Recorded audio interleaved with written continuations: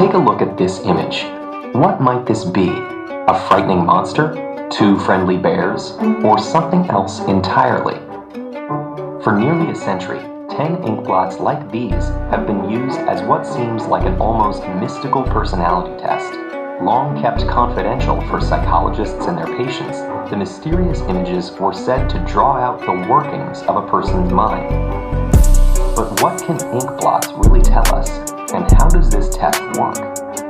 Invented in the early 20th century by Swiss psychiatrist Hermann Roarschach, the Roarschach test is actually less about the specific things we see and more about our general approach to perception. As an amateur artist, Hermann was fascinated by how visual perception varies from person to person. He carried this interest to medical school, where he learned all our senses are deeply connected.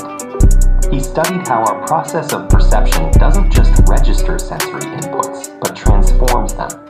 And when he started working at a mental hospital in eastern Switzerland, he began designing a series of puzzling images to gain new insight into this enigmatic process.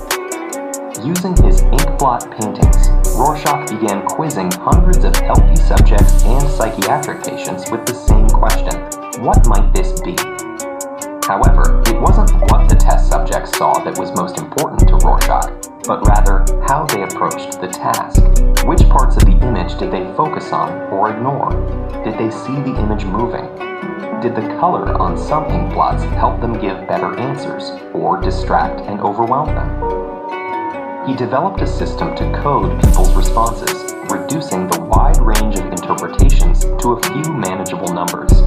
Now he had empirical measures to quantify all kinds of test takers: the creative and imaginative, the detail-oriented, the big-picture perceivers, and flexible participants able to adapt their approach. Some people would get stuck, offering the same answer for multiple blots. Others gave unusual and delightful descriptions. Responses were as varied as the inkblots, which offered different kinds of perceptual problems, some easier to interpret than others. But analyzing the test taker's overall approach yielded real insights into their psychology.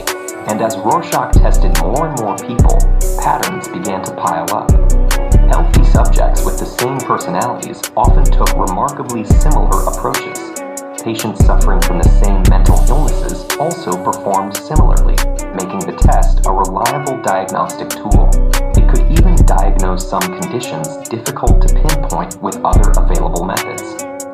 In 1921, Roarschach published his coding system alongside the 10 blots he felt gave the most nuanced picture of people's perceptual approach. Over the next several decades, the test became wildly popular in countries around the world.